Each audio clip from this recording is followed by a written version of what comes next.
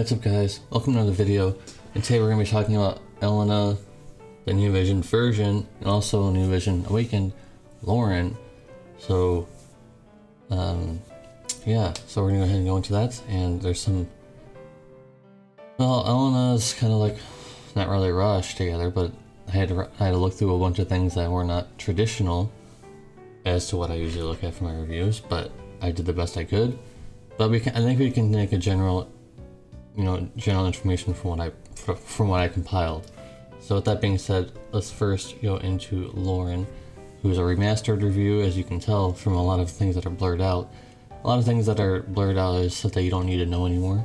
Stuff that was on the JP side, but not necessarily need to know anymore.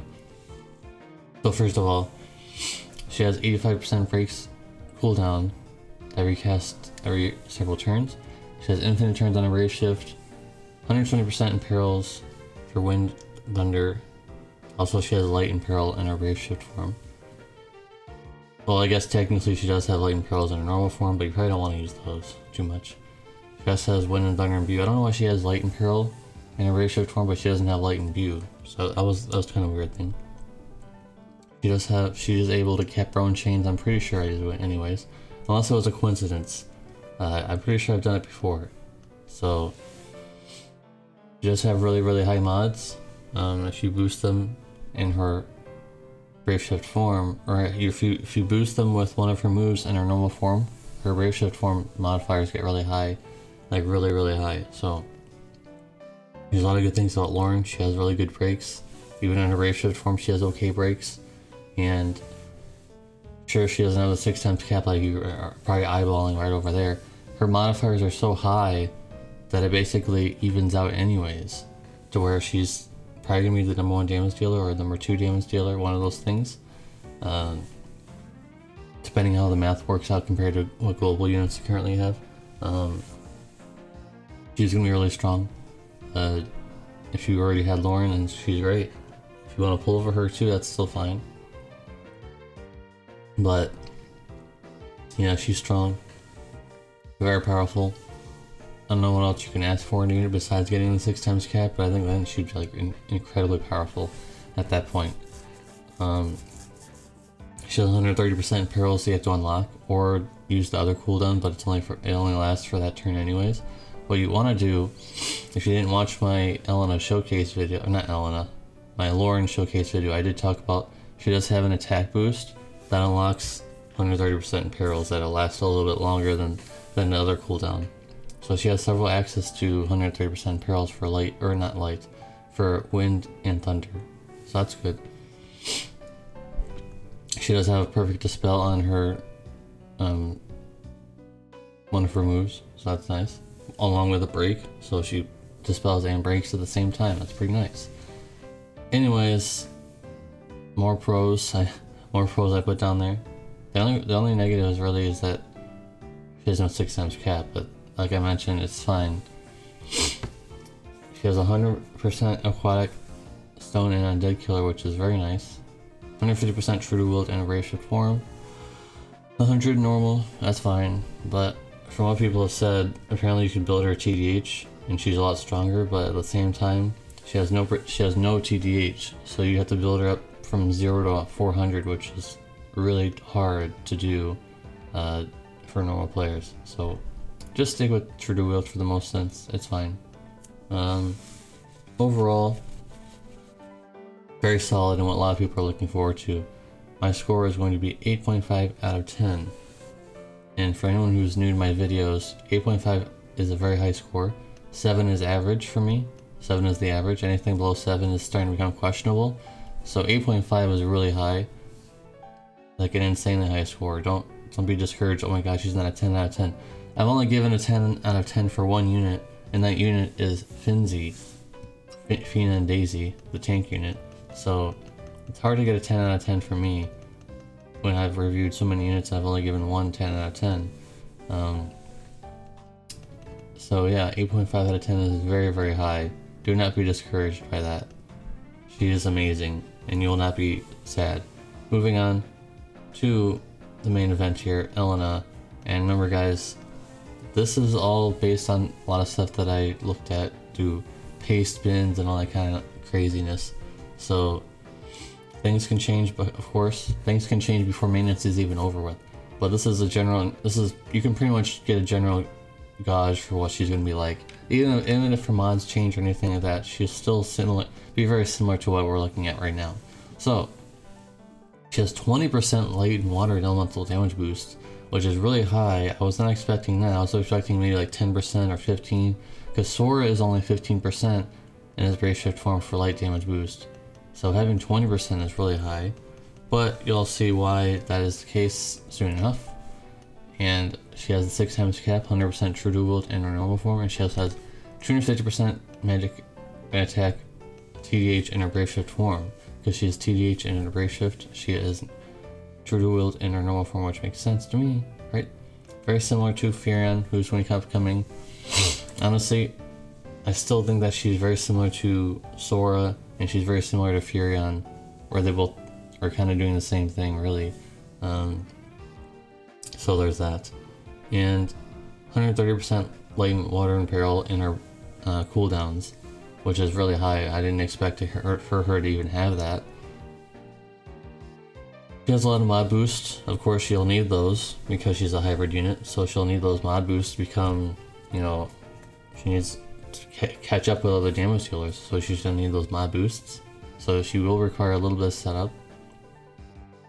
Her Limit Burst in her normal form, I'm pretty sure, is Extreme Nova frames. In her Brave Shift form, she doesn't have any chains because it's only 2 hits.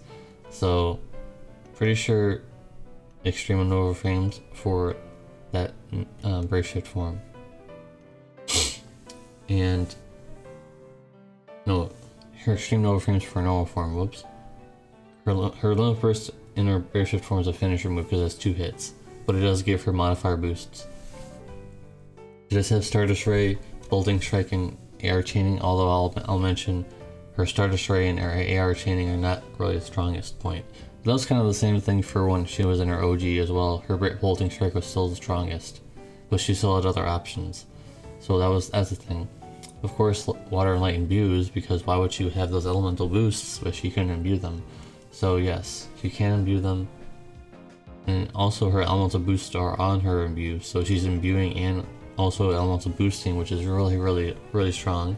Of course, triple cast permanently. I don't think I have to mention that too much. She does have human killer buffs, but only in a Brave Shift form, so there's the reason to go into that Brave Shift form, to get those killers. She has several killer buffs, but it can go up to 200% as an active. She has no passive killers though, as you'll see. And also 150% Illustra's damage in both forms, which is quite nice for chaining and also for finishing. So, of course, as all units have, there has to be some negatives. No killer passes at all that I saw, but that could change. Well, remember guys, this is all subject to change. This is a review before the maintenance is over.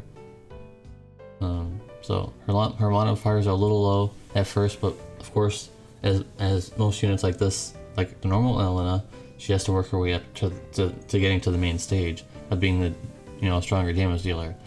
She requires a rotation just like the original Elena, and also I didn't really look at it, but a lot of people are telling me. So I mean, obviously this is probably true if a lot of people are telling me. It's not just one person.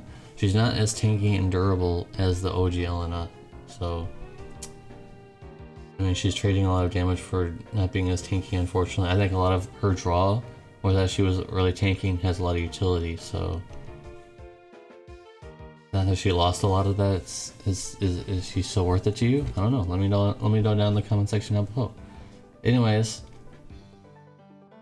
overall, she seems pretty comparable to Furion, because Neovision Furion is a chainer with 6 times cap in his normal form, and he's a finisher in his Brave Shift form.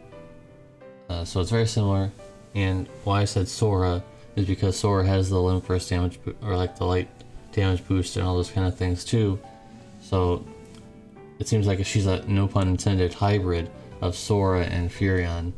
I'm sure she'll be in the top damage, but it's going to be really hard to gear her in her Brave Shift form because she only has 250%, and her S-Teamer only gives 100, I think. I don't remember. Maybe it was 150. I don't remember if I even talked about TMRs. I don't think it did. Maybe it's 150. It would make sense if it's 150. I'm pretty sure it was. I remember someone in my Discord saying that.